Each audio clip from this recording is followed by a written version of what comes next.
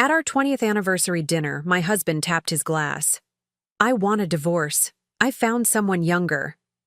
He said it loud enough for the whole restaurant to hear. I smiled and said, "Perfect timing." I removed my ring, pocketed it, and announced I'd be throwing a freedom gala next week. His friends stopped laughing when I shared one tiny detail. "I'm glad to have you here. Follow my story until the end and comment the city you're watching from so I can see how far my story has reached." I should have known something was wrong the moment Andre chose Ristorante Bella Corte for our 20th anniversary dinner. In 20 years of marriage, my husband had never once selected an Italian restaurant. He claimed the garlic gave him headaches, and the wine made him drowsy. Yet there we sat, surrounded by warm golden lighting and the rich aroma of basil and oregano, at a table he'd specifically requested near the center of the dining room. The restaurant buzzed with conversation and clinking glasses. Couples leaned across intimate tables while families celebrated around larger ones. Everyone seemed genuinely happy to be there. I smoothed my navy blue dress, the one Andre had complimented when we were dating, and tried to shake the uncomfortable feeling that had been growing in my stomach all week. Andre had been different lately, distant. He'd started working later, claiming new projects at his accounting firm. His phone, which used to sit carelessly on counters and tables, now stayed glued to his side. When it rang during dinner or while we watched television, he'd step into another room to answer. When I asked about it, he'd dismiss my concerns with a wave of his hand. "You're being paranoid, Sylvia," he'd say, not meeting my eyes. "I'm just busy with work." But tonight was supposed to be about us, about celebrating 2 decades together, about remembering why we'd fallen in love when I was 25 and he was 32. I'd even made reservations at the quiet French bistro we'd visited on our first anniversary, but Andre had canceled them without telling me. "I thought we should try somewhere new," he'd said that morning, adjusting his tie in our bedroom mirror. "Somewhere with more atmosphere." The waiter brought our appetizers, bruschetta that Andre hadn't touched and a Caesar salad I was too nervous to eat. My husband kept checking his watch, his leg bouncing under the table in a rhythm that made the silverware tremor slightly. "Are you expecting someone?" I asked, trying to keep my voice light. He looked up sharply, his brown eyes, the same ones that used to make my heart race, now cold and distant. "What makes you say that? You keep looking around the restaurant and checking the time." Andre's mouth twisted into something that might have been a smile but felt more like a grimace. "I guess I'm just excited about tonight." The word excited hung in the air between us, heavy with something I couldn't identify. It didn't sound like anticipation for a romantic evening. It sounded like barely contained energy, the kind that comes before doing something you've been planning for a long time. When our entrees arrived, osso buco for him, chicken piccata for me, Andre suddenly straightened in his chair. He reached for his wine glass, a bold Chianti that had stained his lips a deep red, and stood up. The action was so abrupt that several nearby diners turned to look. "Ladies and gentlemen," he called out, his voice carrying across the restaurant. The conversations around us began to die down as people realized someone was making an announcement. "I'd like to make a toast." My stomach clenched. Andre was not the type of man who made public speeches. He was quiet, methodical, the kind of person who preferred to blend into the background at social gatherings. In all our years together, I could count on one hand the number of times he'd even raised his voice in our own home. "To my wife, Sylvia," he continued, raising his glass higher. The restaurant had fallen completely silent now, all eyes on our table. I felt my cheeks burn with embarrassment and confusion. "We've been married for 20 wonderful years." The word wonderful dripped with sarcasm that made my skin crawl. Several people in the restaurant began to sense that something was wrong. The elderly couple at the table next to us exchanged worried glances. "But tonight," Andre said, his voice growing stronger, more confident, "I want a divorce." The words hit me like a physical blow. I actually gasped, my hand flying to my chest as if I could somehow catch the breath that had been knocked out of me. Around us, the restaurant had become a tomb. Not a single fork clinked against a plate. Not a single glass touched a table. "I've found someone younger," he announced to the room, still holding his wine glass aloft like he was making a victory speech. "Someone who appreciates me.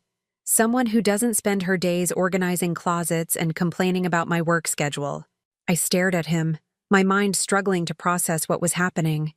This wasn't a nightmare I could wake up from. This was real. My husband of 20 years was divorcing me in front of a room full of strangers, humiliating me in the most public way possible. But even through the shock and pain, something else stirred inside me. Something that surprised me with its clarity and strength. Instead of breaking down, instead of crying or begging or making a scene, I felt an odd sense of calm settle over me.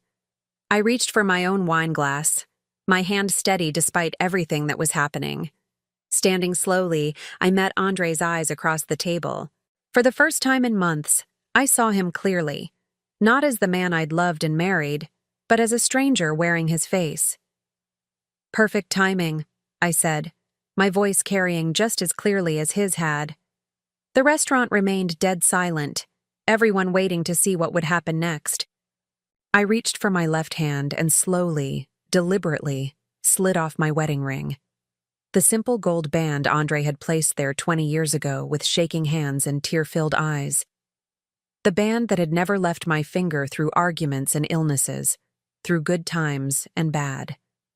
I held it up so he could see it clearly, then dropped it into my wine glass where it landed with a soft clink. "I'll be throwing a Freedom Gala next week," I announced to the room, surprised by the strength in my own voice. "Consider this your invitation to celebrate my liberation from a marriage that's been dead for longer than I cared to admit." Andre's confident smirk faltered. This clearly wasn't the reaction he'd expected. He'd anticipated tears, pleading, maybe even anger. But not this calm acceptance, not this immediate shift into planning my own celebration. A few people in the restaurant began to murmur approvingly. Someone, I think it was a woman at the bar, actually started to clap. Andre's face began to flush red, but not with confidence anymore, with embarrassment. "You're making a scene, Sylvia," he hissed, finally sitting back down. I smiled, really smiled, for the first time in months. "No, Andre, you made the scene. I'm just finishing it." I gathered my purse, leaving my untouched chicken piccata and the ring floating in dark red wine.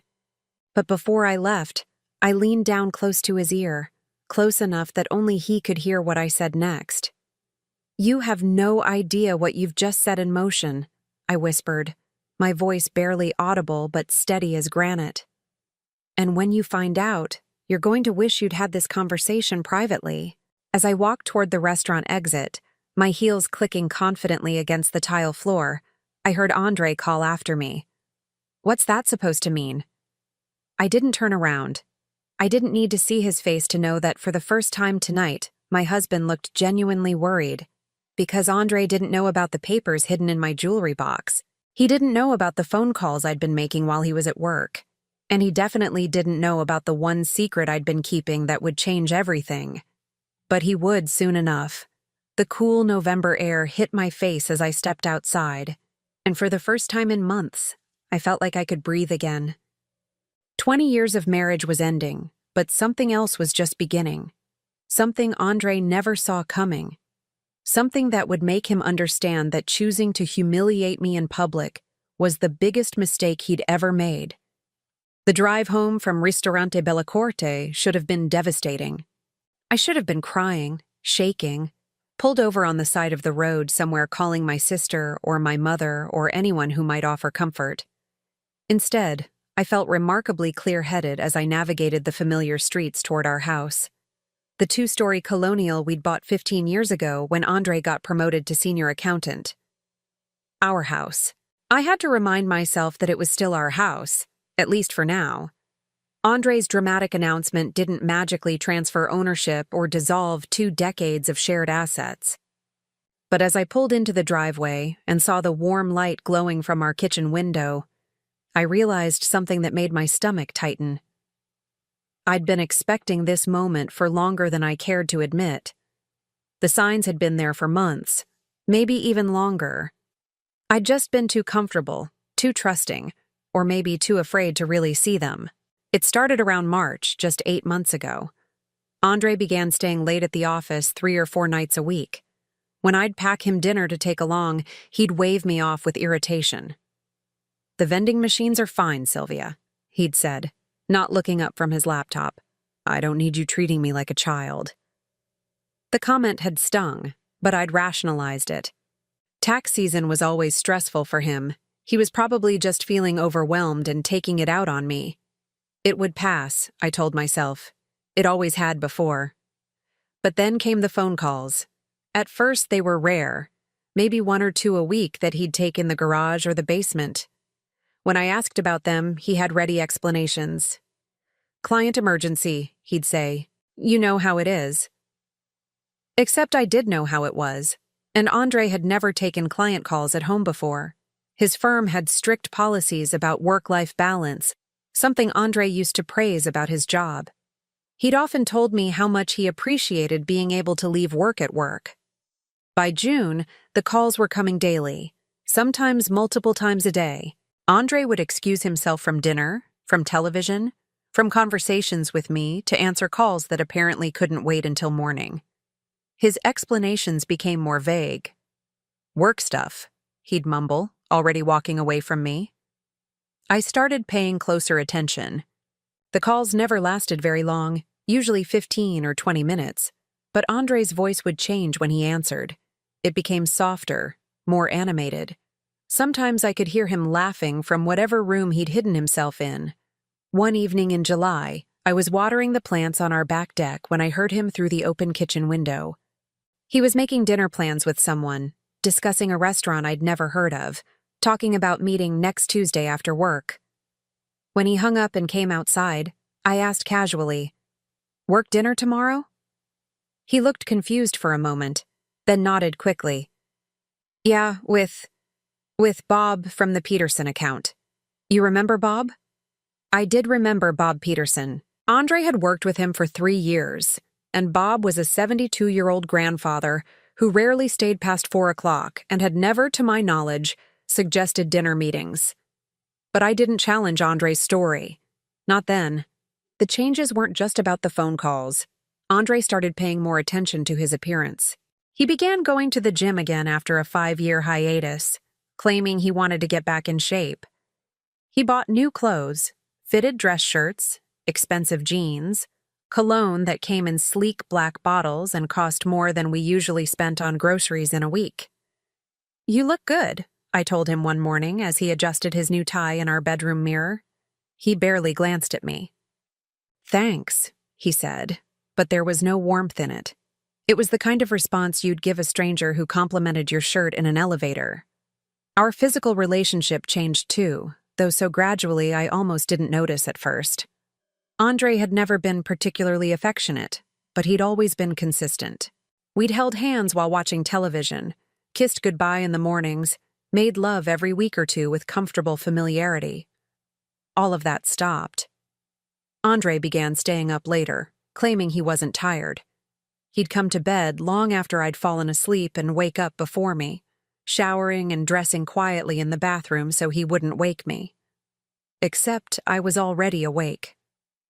I was lying there listening to the water run, wondering when my husband had become a stranger. The worst part wasn't the distance, though. It was the way he looked at me when he thought I wasn't paying attention. I'd catch him studying me sometimes with an expression I couldn't quite identify. It wasn't hatred or anger. It was something colder. Calculation. Like he was measuring something, weighing options. In August, I found a receipt in his pants pocket while doing laundry. Dinner for 2 at Romano's, an upscale steakhouse downtown. $137 for 2 filet mignons, a bottle of wine, and dessert. The date was a Tuesday, the same Tuesday he'd supposedly had a work dinner with Bob Peterson. I stood in our laundry room holding that receipt, my hands shaking slightly. There could be explanations. I told myself. Maybe Bob had expensive taste. Maybe they'd been entertaining a client. Maybe Andre had just forgotten to mention that someone else had joined them. But I knew. In that moment, standing among piles of dirty clothes and the familiar smell of detergent, I knew my husband was having an affair. The smart thing would have been to confront him immediately, to demand an explanation, to insist on honesty, to fight for our marriage. Instead, I folded the receipt neatly and placed it in my jewelry box, underneath the small velvet pouch where I kept my grandmother's pearls. I told myself I needed more information before I could make any decisions. I told myself I had to be sure. But really, I think I was just afraid. Afraid of the conversation that would change everything. Afraid of hearing truths I wasn't ready to face. Afraid that 20 years of my life had been wasted on a man who no longer wanted me. Over the following weeks, I began paying closer attention without appearing to. I noticed that Andre had stopped talking about his day at dinner. He used to complain about difficult clients or share funny stories about his coworkers. Now he just ate in silence, checking his phone periodically and offering one-word answers to my questions. I noticed that he'd started doing his own laundry, claiming he wanted to be more helpful around the house. Except he'd never shown interest in household chores before, and the clothes he washed separately were always the nice ones, the new shirts and expensive jeans. I noticed that he'd changed his computer password. Our shared laptop, the one we'd both used for years to check email and pay bills, suddenly required a login I didn't know. When I asked about it, Andre claimed there had been a security breach at work and he'd been advised to change all his passwords. "Better safe than sorry," he'd said, not meeting my eyes. September brought new developments. Andre announced that he'd be working some Saturday mornings to help the firm catch up on a backlog of annual reviews. He'd leave the house by 8:30 and return around 2 o'clock, claiming to have spent the morning buried in spreadsheets and tax documents. One Saturday, I drove by his office building. The parking lot was nearly empty except for a security guard's car and a maintenance van. Andre's blue Honda was nowhere to be seen. I sat in my car across the street for nearly an hour, wondering where my husband was spending his Saturday mornings, wondering who he was with, wondering how long this had been going on. Part of me wanted to call him, to ask directly where he was and demand the truth. But a larger part of me wasn't ready for that conversation yet. By October, I realized I was living with someone I no longer recognized. Andre had become a polite stranger who happened to share my address. We moved around each other in our house like roommates who barely got along, speaking only when necessary, existing in parallel lives that rarely intersected. I started making plans without him. I joined a book club at the library, something I'd considered for years but never done because Andre had always seemed mildly dismissive of my reading habits. I began having lunch with old friends I'd lost touch with, women who asked careful questions about how Andre was doing and seemed unsurprised when I gave vague, non-committal answers. And through it all, I kept that receipt in my jewelry box, along with other small pieces of evidence I'd gathered without really planning to. A credit card statement showing charges at restaurants I'd never been to. A dry cleaning receipt for a dress shirt that came back smelling like perfume I didn't recognize. A business card from a florist that fell out of his wallet when he was paying for groceries. I wasn't investigating exactly. I was just aware, paying attention in a way I hadn't before. And everything I noticed confirmed what I already knew, but wasn't ready to admit. My marriage was over, and had been for longer than I cared to calculate. Tonight's dramatic announcement at Ristorante Bella Corte hadn't been a sudden decision. It had been the culmination of months of planning, months of Andre building toward this moment when he could humiliate me publicly and walk away feeling justified. But Andre had made one crucial miscalculation. He assumed I'd been as oblivious as I'd appeared to be. He assumed I'd be devastated, helpless, dependent on his mercy for whatever scraps of dignity and financial security he chose to leave me. He had no idea that while he'd been planning his exit, I'd been making preparations of my own. He had no idea about the letter hidden in my jewelry box, right next to that first receipt from Romano's. The letter that had arrived 6 months ago and changed everything, even though I'd told no one about it. Not even Andre. Especially not Andre. I didn't sleep that night after leaving the restaurant. How could I? 20 years of marriage had ended with a public spectacle that would probably be the talk of the neighborhood for months. But what kept me awake wasn't the humiliation or even the shock of Andre's announcement. It was knowing that I finally had to face the truth I'd been avoiding for 8 months. I needed to know who she was. Andre hadn't come home. I'd heard his car in the driveway around midnight, then the sound of the engine starting again 20 minutes later. He'd probably just come to pack a bag, I realized. He'd likely been planning this for weeks, maybe even had an apartment lined up somewhere. The thought should have hurt more than it did. I spent the dark hours before dawn sitting at our kitchen table with a cup of coffee that had long since gone cold, staring at the small stack of evidence I'd finally pulled from my jewelry box. The receipt from Romano's Steakhouse, the dry cleaning slip that smelled like unfamiliar perfume, the business card from Petals and Stems Florist, and at the bottom of the pile, the letter that had changed everything 6 months ago, even though I'd told no one about it. But first, I needed answers about Andre's mystery woman, the woman he'd chosen over 20 years of marriage. The woman worth humiliating me in front of a restaurant full of strangers. By 7 o'clock that morning, I'd made my decision. I got dressed carefully, not in my usual comfortable clothes, but in the black pantsuit I wore to important occasions. If I was going to confront my husband's lies, I was going to do it looking like the strong woman I'd forgotten I could be. Andre's office was in a glass building downtown, the kind of modern structure that reflected the morning sun and made everything around it look pale by comparison. I'd been there countless times over the years. Christmas parties, company picnics, the occasional lunch when I happened to be in the area. I knew the layout, knew which elevator bank led to the accounting firm on the 14th floor. I also knew Andre's schedule. He always arrived by 8:15 and spent the first 30 minutes of his day reviewing client files with his morning coffee.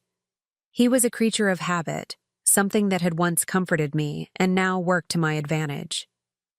I waited in the parking garage until I saw his blue Honda pull into his assigned space. I watched him gather his briefcase and coffee mug, the one I'd given him 2 Christmases ago with "World's Best Husband" printed on the side. The irony wasn't lost on me. I gave him 15 minutes to get settled, then took the elevator to the 14th floor. The receptionist, a young woman named Jessica who'd always been friendly to me at company events, looked surprised to see me. "Mrs. Patterson, how nice to see you. Are you here to surprise Andre?" The name hit me like a physical blow, but I managed to keep my expression neutral. "Actually, I was hoping to speak with him about something important. Is he free? Let me check." Jessica picked up her phone, but I held up a hand. "Don't call ahead," I said quickly. "I want it to be a surprise." She smiled and nodded toward the hallway. "He's in his usual office. You know the way." I did know the way. I'd walked this path dozens of times before, usually bringing Andre lunch or stopping by after shopping trips downtown. But this time felt different. Each step felt heavier, more final. Andre's office door was partially open, and I could hear him talking quietly on the phone. I paused just outside, not intending to eavesdrop, but unable to help myself. "I know it was hard to watch," he was saying, his voice softer than I'd heard it in months. "But it's over now.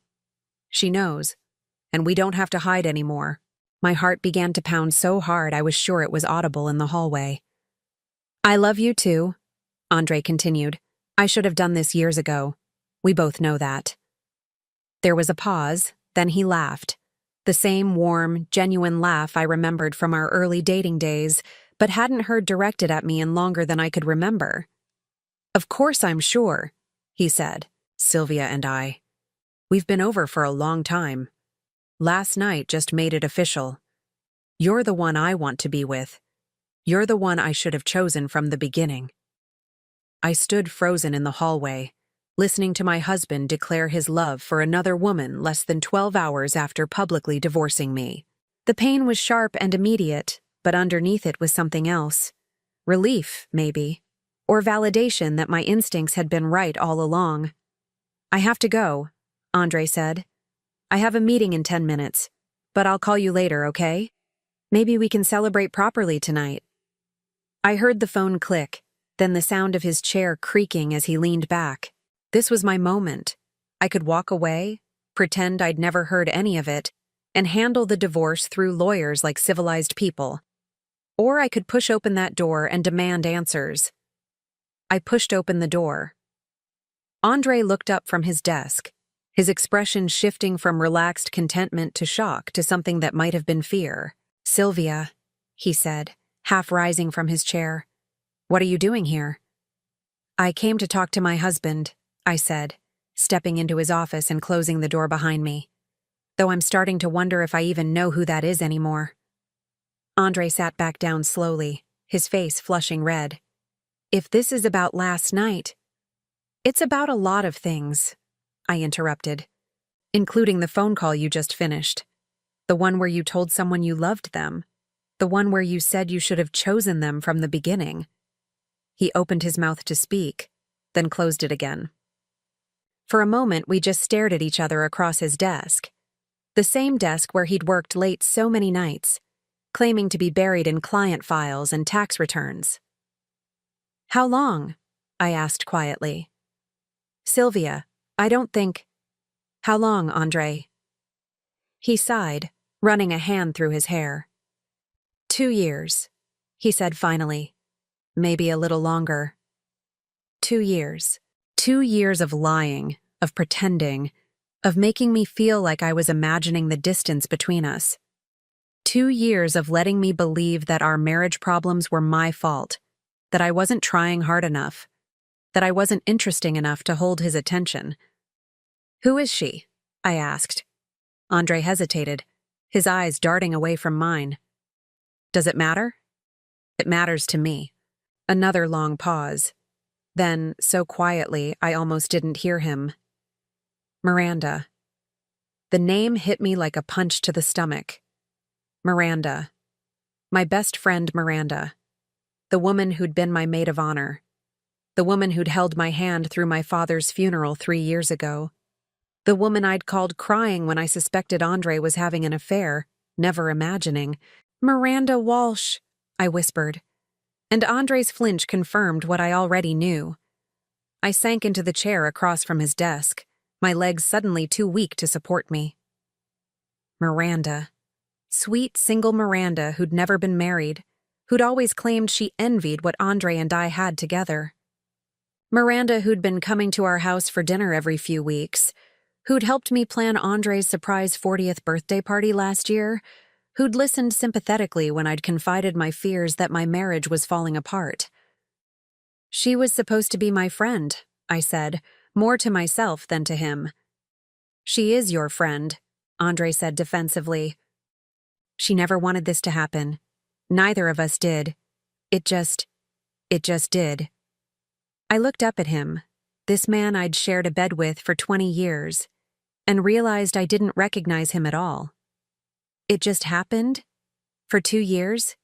You both just accidentally fell into each other's beds every Tuesday when you were supposedly having work dinners?" Andre had the grace to look ashamed, at least. "It started innocently," he said. "She was going through a rough patch with her job, and I was. We were having problems, you and I. We were just friends talking. And then you decided to have an affair instead of talking to your wife about our problems. You wouldn't have listened," he said, his voice rising slightly. "You never listen, Sylvia. You're so focused on your routines, your book clubs, your perfect little organized life that you never noticed I was drowning." The accusation stung, partly because there might have been some truth to it. I had been comfortable in our routine, maybe too comfortable. But that didn't excuse what he'd done. "So you talked to Miranda instead," I said. "At first, yes, just as friends. But she understood me in a way that you haven't for a long time." I stood up slowly, my purse clutched tightly in my hands. "Where? What? Where do you meet her? Because I know it's not at work dinners with Bob Peterson." Andre looked down at his desk.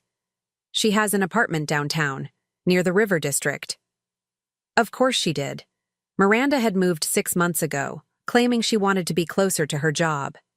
She'd invited me over several times to see her new place, but something had always come up. Work or appointments or Andre needing me for something. Now I realized those weren't coincidences. She'd never wanted me to see her apartment because Andre was probably there half the time. "The flowers," I said, remembering the florist's business card. "You buy her flowers." Andre nodded miserably. "How often?" "Sylvia, I don't see how often do you buy my best friend flowers, Andre?" "Every Friday," he whispered. "For the past year." Every Friday, while I was at home making dinner for a husband who was planning to leave me for my best friend. While I was doing his laundry and paying his bills and organizing our life together, he was buying another woman flowers every single week. I turned toward the door, then stopped. "Last night," I said without looking back. "The restaurant. You chose it because you knew she'd be watching, didn't you? You wanted her to see you humiliate me." Silence. "You wanted to make a show of choosing her over me. You wanted everyone to see that I was the pathetic wife being discarded for someone better." "Sylvia!" I turned back to face him one last time. "You made one mistake, Andre. You assumed I'd be destroyed by this. You assumed I'd be left with nothing." I could see confusion in his eyes, and something that might have been worry. "But you don't know everything about me," I continued. "You stopped paying attention to your wife a long time ago, and that's going to cost you more than you realize." I left him sitting at his desk, probably wondering what I meant, probably calling Miranda the moment I was out of sight. Let him wonder. Let him worry. Because while he'd been planning his grand exit, playing house with my former best friend and buying her flowers every Friday with money from our joint account, I'd been dealing with something he knew nothing about. Something that was about to change everything. The drive home from Andre's office was a blur of traffic lights and familiar streets that suddenly felt foreign. Miranda. My best friend Miranda. The woman who'd sat in my kitchen just 3 weeks ago, drinking coffee and listening to me worry about my marriage, offering tissues and sympathy while she was sleeping with my husband. I pulled into my driveway and sat in the car for several minutes, my hands gripping the steering wheel as everything I thought I knew about my life rearranged itself in my mind. 20 years of marriage to a man who'd been lying to me. A friendship I'd treasured for 15 years that had been a sham for the last 2. I should have been devastated. Part of me was. But there was something else, too. Something that had been waiting in my jewelry box for 6 months, hidden beneath my grandmother's pearls, and that first receipt from Romano's Steakhouse. Something that Andre and Miranda knew nothing about. Something that was about to change the balance of power in ways they never could have imagined.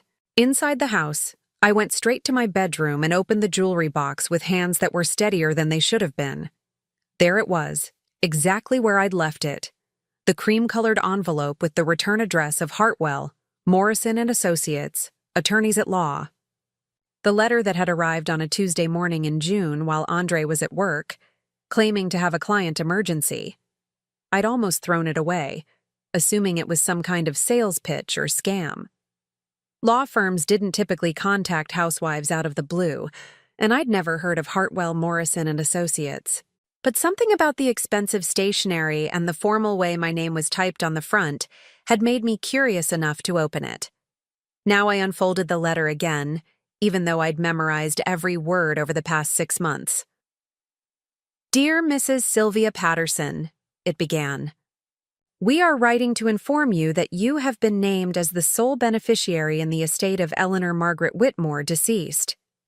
Ms. Whitmore was your late mother's sister, and according to her will, she has left her entire estate to you, including real property, investments, and liquid assets totaling approximately $800,000. $800,000. When I'd first read those words, I'd had to sit down. I remembered Aunt Eleanor vaguely, my mother's younger sister who'd moved to Colorado when I was a child and had rarely visited. She'd sent Christmas cards sporadically and had attended my mother's funeral 12 years ago, but we'd never been close. I'd honestly forgotten she existed until her lawyer contacted me. The letter went on to explain that Aunt Eleanor had never married or had children, and that she'd been a successful real estate investor who'd built a considerable fortune over her lifetime. She'd apparently followed my life from a distance, keeping track of my marriage and deciding that I should inherit everything when she died of a stroke at 78 years old. Ms. Whitmore left specific instructions that this inheritance was to remain confidential until the recipient chose to reveal it, the letter continued. She believed that sudden wealth could complicate family relationships and wanted you to have time to adjust to your new circumstances privately. Aunt Eleanor had been wise. If I'd announced this inheritance in June, Andre probably would have seen it as joint property in any divorce proceedings. He would have expected to claim half of everything, maybe more. But I'd kept quiet, something telling me to wait, to keep this secret until I understood what it might mean for my future. Over the following months, I'd met with Mr. Hartwell several times, always when Andre was at work.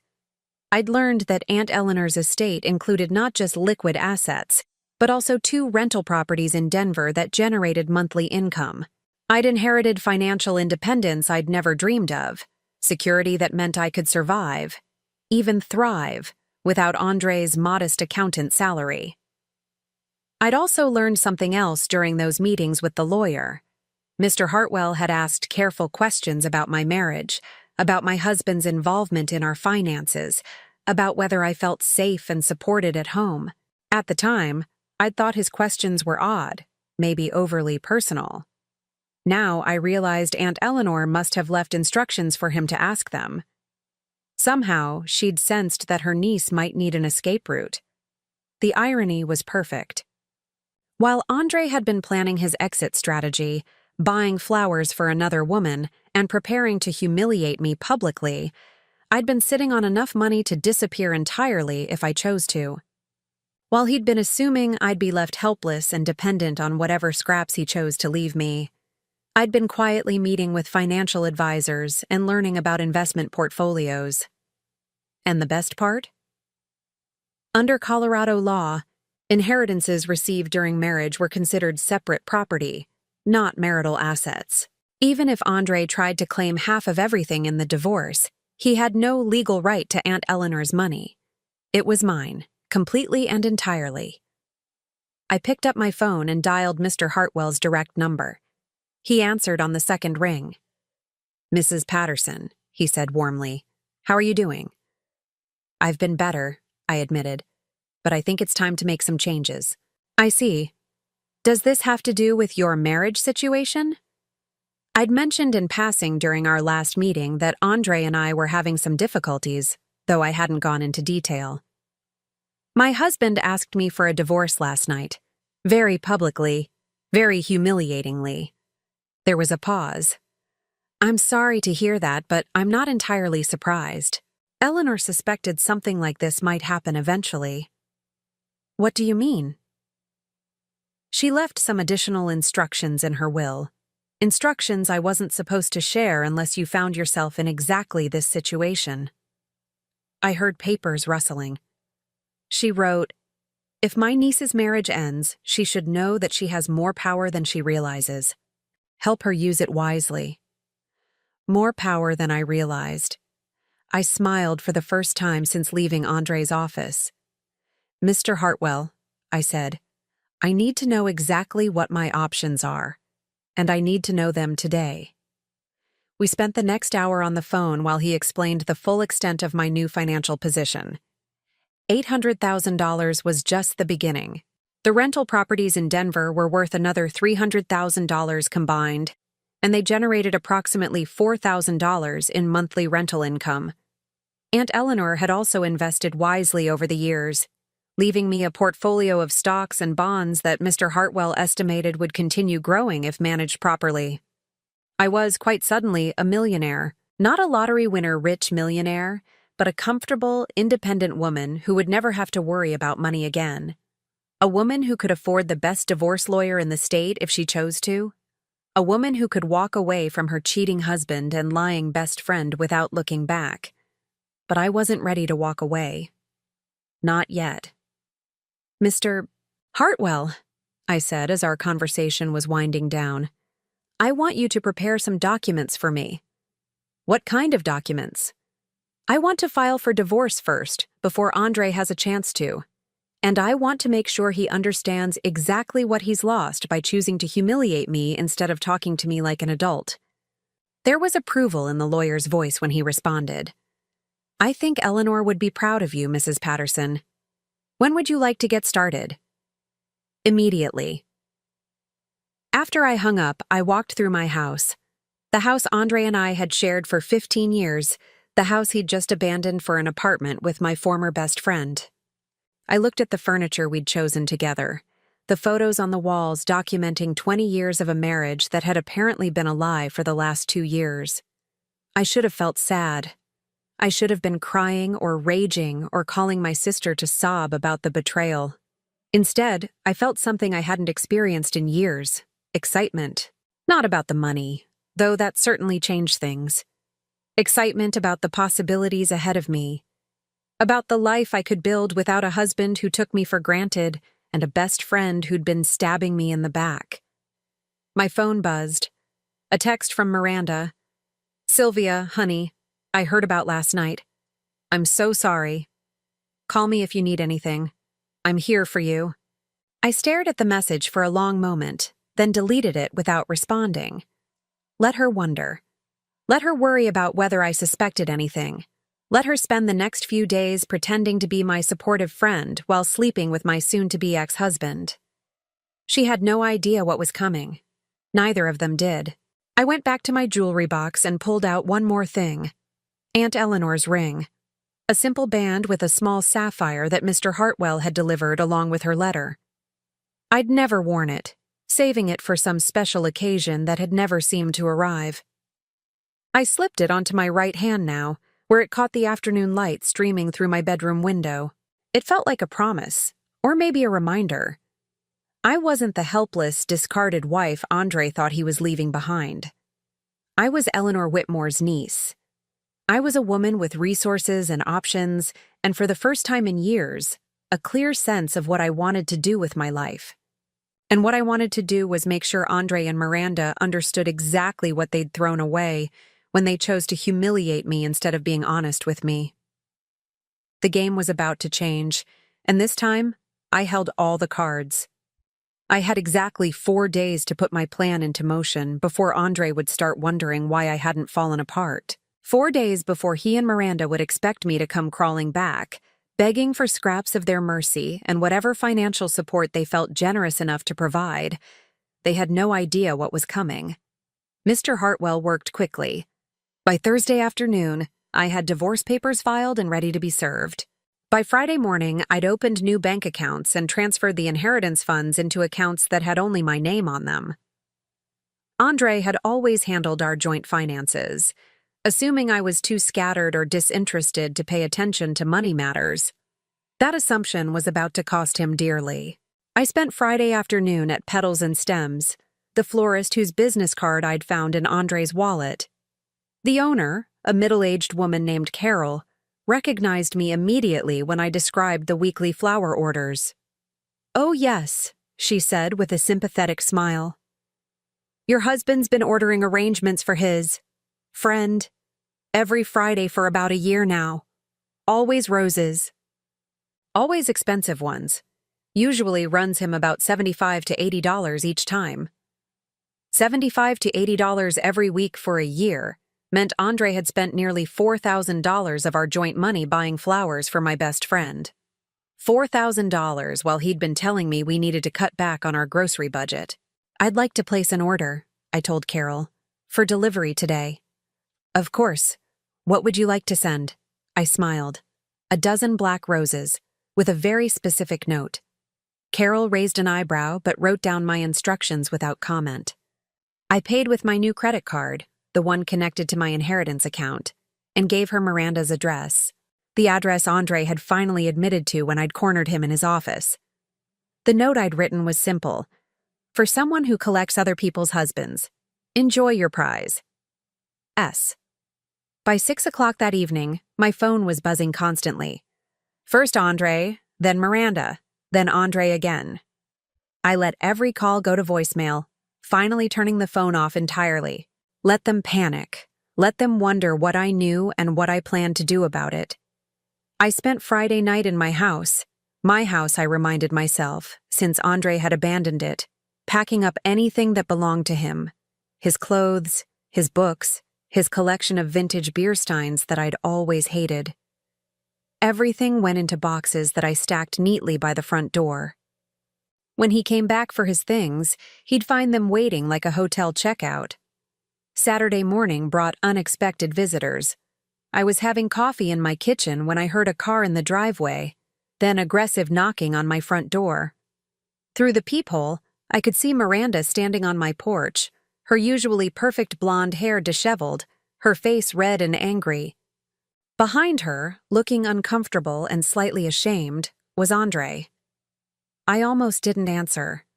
Part of me wanted to let them stand out there knocking, to make them understand that they no longer had any claim on my time or attention.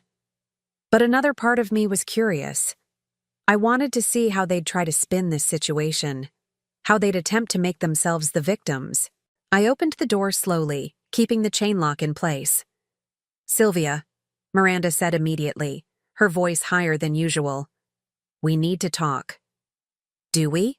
I asked calmly. "Because I think everything's been said already. Andre made his feelings quite clear Wednesday night, and you've made your position obvious for the past 2 years." Miranda flinched. Andre stepped forward, his jaw tight with frustration. "You sent her threatening flowers," he said accusingly. "That's harassment, Sylvia. That's not like you." I almost laughed. "You're right, Andre. It's not like me.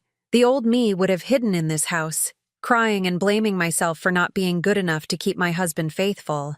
But the old me didn't know her husband was spending our money on flowers for her best friend every week for a year."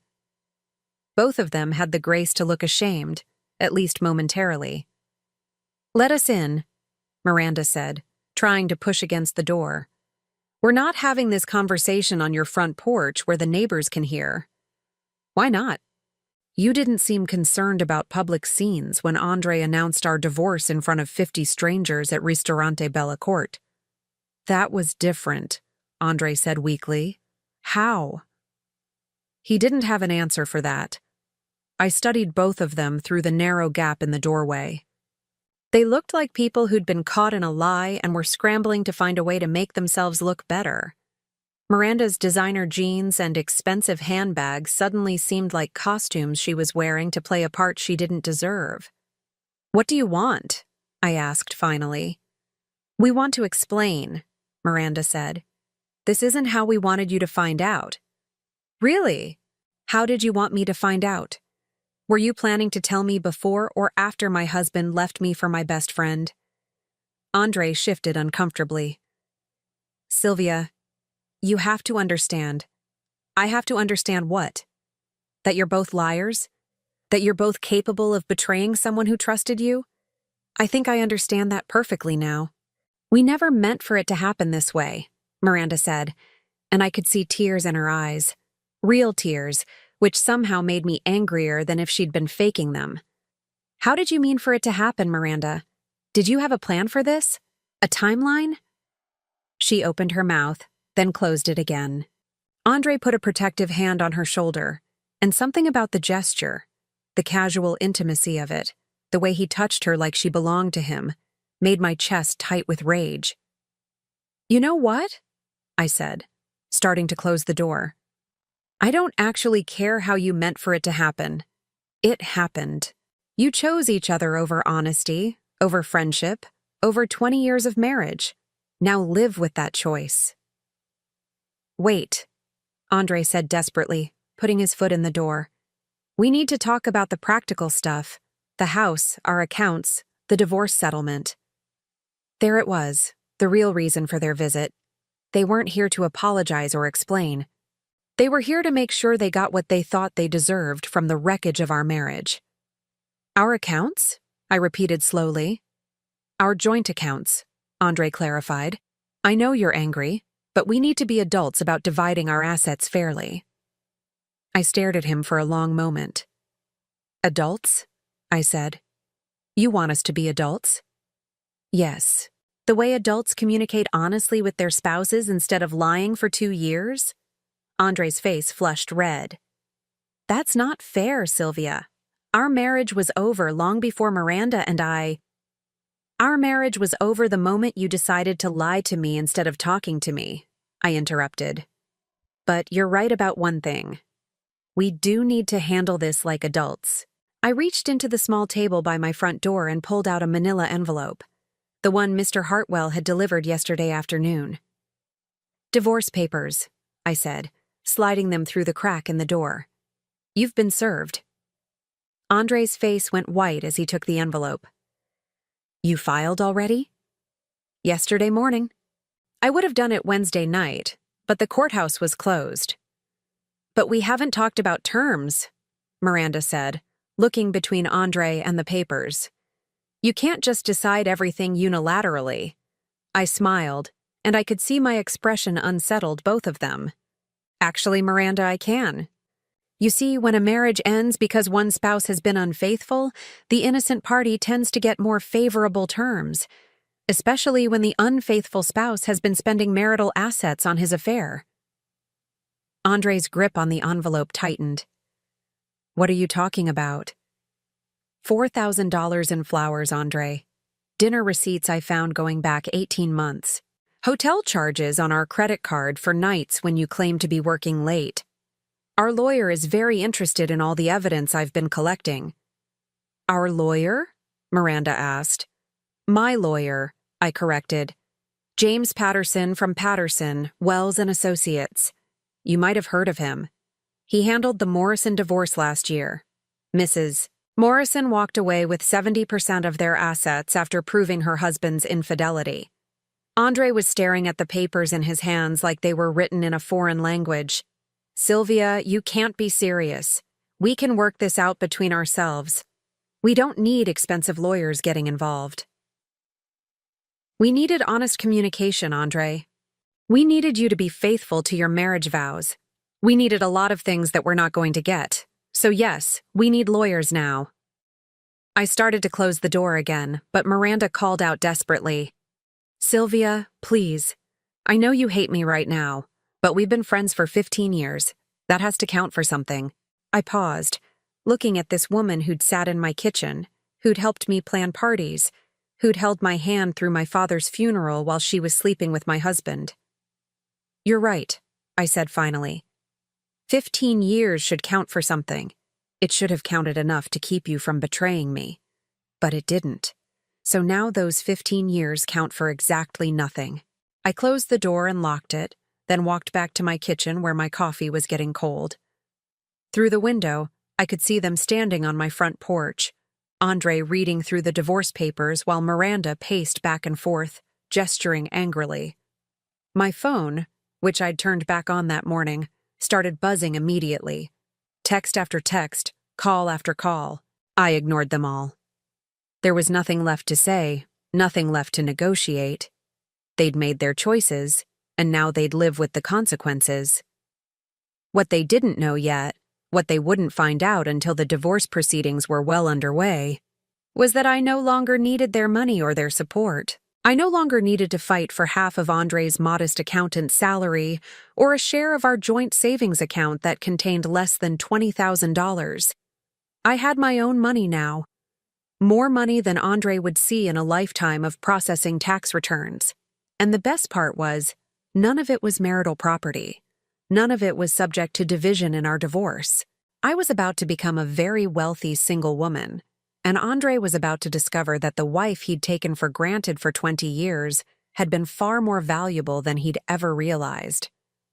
But first, I had one more surprise for them. One final move that would make sure they understood exactly what they'd lost when they chose betrayal over honesty. The game was almost over, and I was about to play my winning hand. The divorce proceedings moved faster than Andre had expected. Mr. Patterson, no relation to Andre, which seemed like poetic justice, was everything Andre's overpriced lawyer wasn't: prepared, ruthless, and armed with evidence that made Andre's infidelity impossible to deny. The flower receipts alone painted a devastating picture. $75 to $80 every Friday for 52 weeks added up to nearly $4,000 of marital funds spent on another woman. But that was just the beginning. Mr. Patterson had hired a private investigator who uncovered hotel receipts, restaurant charges, even a weekend trip to Napa Valley that Andre had claimed was a work conference. Your client spent approximately $18,000 of marital funds on his extramarital affair over the past 2 years, Mr. Patterson informed Andre's lawyer during our first settlement meeting. Mrs. Patterson is seeking full reimbursement of those funds, plus damages for emotional distress. Andre's lawyer, a nervous young man who kept adjusting his glasses, shuffled through his papers uncomfortably. My client disputes some of these charges. Some of these dinners could have been legitimate business expenses. At Romano's Steakhouse? Mr. Patterson raised an eyebrow. With a woman who isn't employed by his firm? On nights when his wife believed he was working late at the office? The room fell silent except for the sound of Andre shifting in his seat. Across the conference table, he looked smaller than I'd ever seen him. Gone was the confident man who'd made his dramatic announcement at Ristorante Bella Corte. In his place sat someone who was beginning to realize that his carefully planned exit wasn't going to be as clean as he'd hoped. Furthermore, Mr. Patterson continued, Mrs. Patterson is seeking spousal support in the amount of $3,000 per month for the next 5 years, given that she sacrificed career advancement to support her husband's career throughout their 20-year marriage. Andre's lawyer nearly dropped his pen. $3,000? My client only makes $60,000 a year before taxes. That's completely unreasonable. I watched Andre's face as the numbers sank in. $3,000 a month would leave him with barely enough to cover his own basic expenses, especially if he was planning to maintain an apartment with Miranda. The comfortable life he'd imagined with his younger girlfriend was evaporating before his eyes. Perhaps your client should have considered the financial implications before engaging in a 2-year affair, Mr. Patterson said coolly. Adultery has consequences, gentlemen. The meeting lasted 3 hours. By the end, Andre looked like he'd aged 10 years. His lawyer was promising to review our demands and respond within a week, but we all knew they had very little room to negotiate. The evidence was overwhelming, and Colorado law wasn't particularly sympathetic to cheating spouses. As we gathered our papers to leave, Andre caught my eye across the table. Sylvia, he said quietly, can we talk privately for a minute? Mr. Patterson started to object, but I held up a hand. 5 minutes, I said. That's all. When the lawyers left the conference room, Andre slumped in his chair like a deflated balloon. This isn't what I wanted, he said, not meeting my eyes.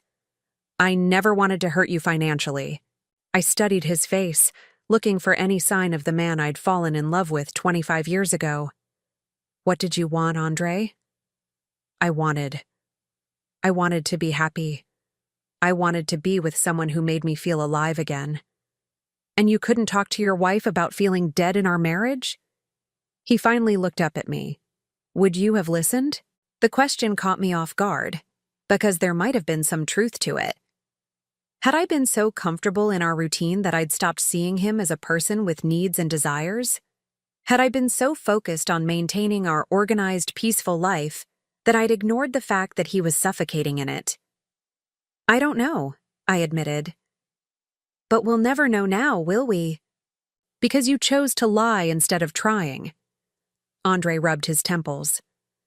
$3,000 a month, Sylvia. That will destroy me. You destroyed our marriage, I replied. You destroyed 20 years of trust. You destroyed my friendship with Miranda. So, yes, Andre, there are consequences. Can't we work something out?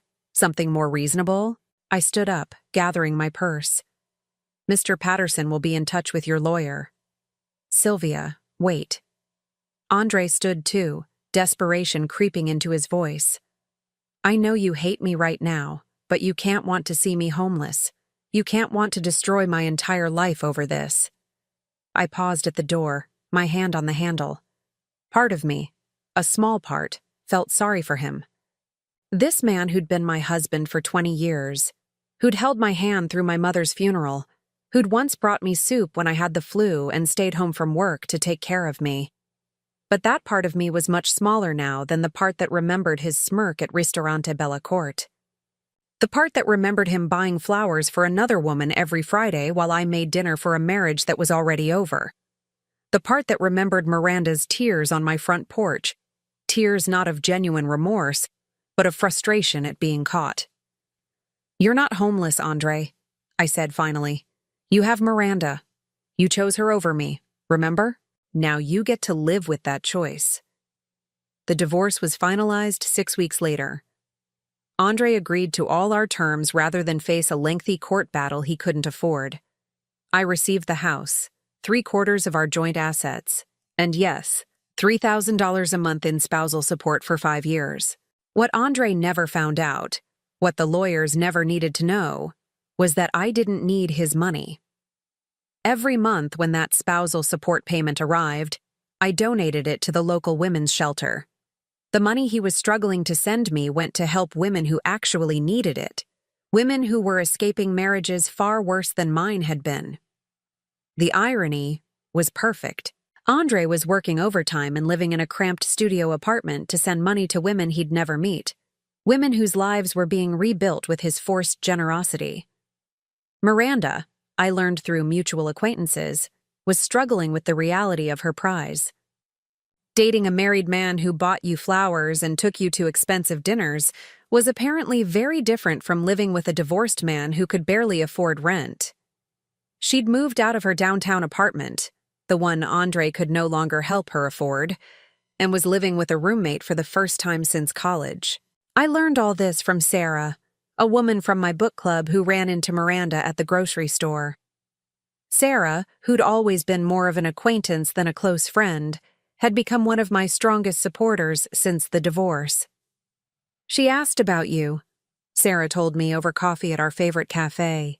"She wanted to know how you were doing, if you were dating anyone, if you seemed happy." "What did you tell her?" Sarah smiled wickedly.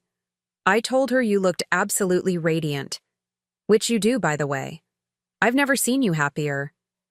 And it was true. 6 months after my divorce was finalized, I felt better than I had in years.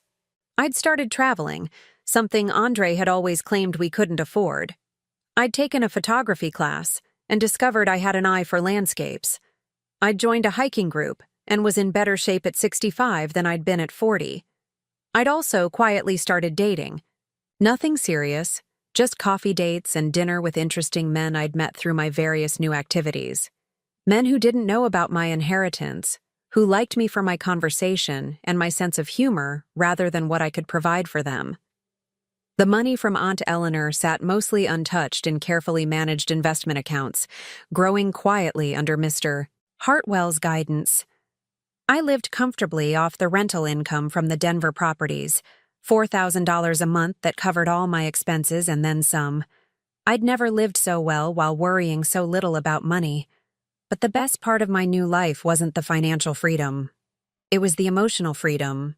I woke up every morning in a house that was entirely mine, surrounded by things I'd chosen because I liked them, not because they fit some compromise with a husband's preferences. I made plans that didn't require checking with anyone else. I ate what I wanted for dinner, watched what I wanted on television, went to bed when I was tired instead of when someone else's schedule dictated. I was alone, but I wasn't lonely. For the first time in decades, I was myself. A year after the divorce, I ran into Andre at the grocery store.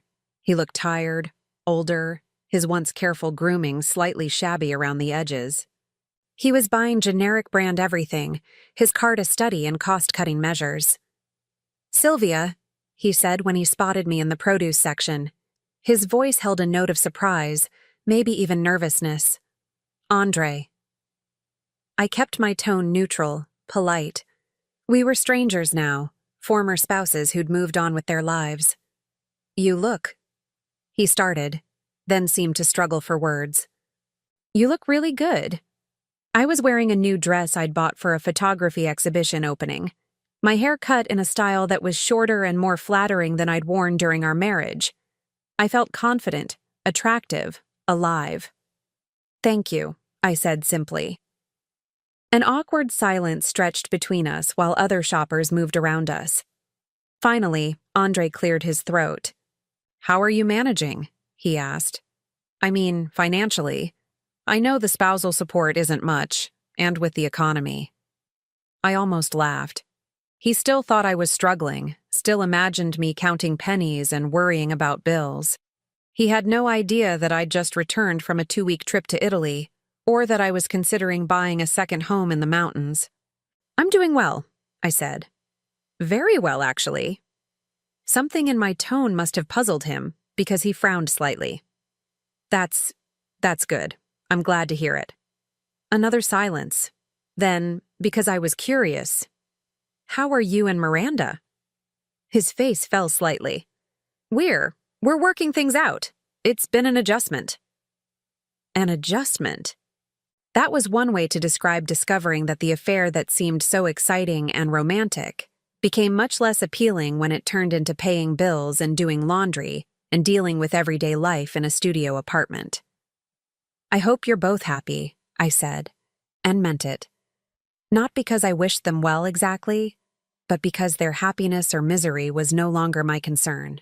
"Sylvia," Andre said as I started to move away, "I want you to know I'm sorry for how everything happened, for how I handled things." I stopped and looked at him one last time. This man who'd shared 20 years of my life, who'd known my body and my habits and my fears, who'd become a stranger the moment he chose someone else over honesty. "I know," I said. "But Andre? You're apologizing to the wrong person." "What do you mean?" "You should apologize to yourself. You're the one who lost the most in this." I left him standing there looking confused, probably wondering what I meant. But I knew something Andre didn't understand yet, something that might take him years to figure out. He hadn't just lost a wife when he chose Miranda. He'd lost a partner who would have stood by him through anything if he'd been honest with her. He'd lost someone who would have worked with him to rebuild their marriage if he'd been brave enough to try. He'd lost 20 years of shared history and trust for a relationship built on lies and betrayal. Miranda would leave him eventually, maybe in another year, maybe in 5, but she'd leave.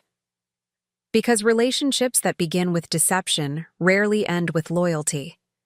And when that happened, Andre would be alone with the knowledge that he'd thrown away something real for something that was never meant to last. But that was his journey to make, his lessons to learn.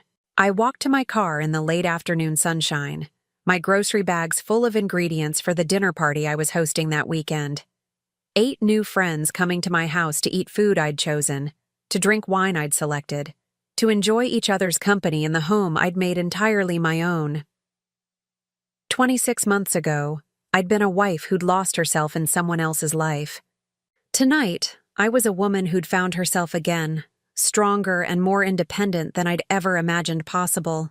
Aunt Eleanor would have been proud. Now I'm curious about you who listened to my story.